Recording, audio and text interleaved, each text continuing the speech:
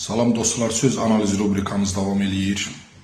Mən bu dəfə ney simvolundan danışmaq istəyirəm ki, Füzulidə çox işlənib.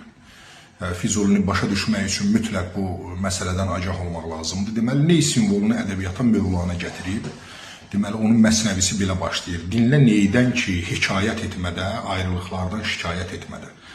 Yeri gəlmişkən deyim ki, Orxan Pamukun nəqqaşlıq sənətinə həsr olunmuş Mənim Adım Qırmızı romanındakı bir çox priyomlar məhz bu məqamdan gəlir. Yəni necə?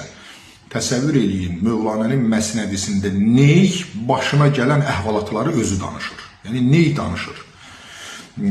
Pamukda da yəni əşyalar danışır, məsələn itin şəkli danışır, ölmüş adam danışır və s. Yəni o priyomu o Mövlanədən götürüb, ümumiyyətlə o əsərdə Mövlanənin həm həyatından, şəmsinə münasibətindən, həm də ümumiyyətlə tasavvufdan xeyli təsirlənmələr var. Deməli, neyin hekayəti necədir? Deməli, İslam Peyğəmbəri ilk dəfə Həzrət Əliyə İslamın mahiyyətini açanda, deməli, Əlinin yaşı biraz yeniyetmə olur da, hələ tam formalaşmadığı üçün bu sirrə dözə bilmir, yəni bu ağırlığa dözə bilmir, gedir bunu bir quyuya danışır və Məhəmməd ona deyir ki, bu sirri heç kimə açma, çox təhlükəlidir, bizi öldürərlər.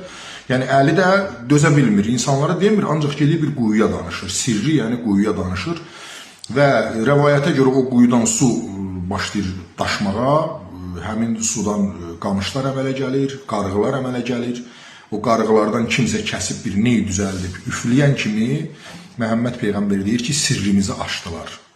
Yəni buradan Mövlanaya görə belə bir inanc əmələ gəlib ki, yəni ney əslində İslamın, irfanın mahiyyətini açır. O səs, yəni ney çalınanda o hekayətlər yada düşür. Doğrudan da belədir. Ney çalınanda mütləq bir fanilik duyğusu adamı bürüyür. Yəni Tanrı eşqi insanın içində əmələ gəlir. Bir kədər yaradır insanda. Ancaq çox işıqlı bir kədər yaradır. Axırı ümidli bir kədər yaradır da. Yəni negativ heç nə vermir insana. Və o səpkili irfan şeirləri də məsələn nə qədər kədərli olsa da o Kərbaladan gələn müəyyən ağırlı məqamlar olsa da, məsələn Mehdi Əzzaman həsrəti, Həzrət Əlinin həyatına bir kövrək münasibət, bir iç duyğulu münasibət olsa da, insanın həmişə qəlbində, ruhunda bir işıq yandırır. Yəni heç vaxt negativ olmur.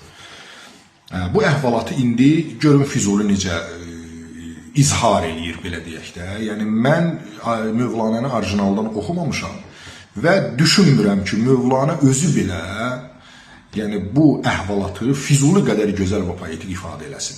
Yəni mən demirəm belədir, mən düşünə bilmirəm. Çünki fars dilində orijinalda bu qədər duya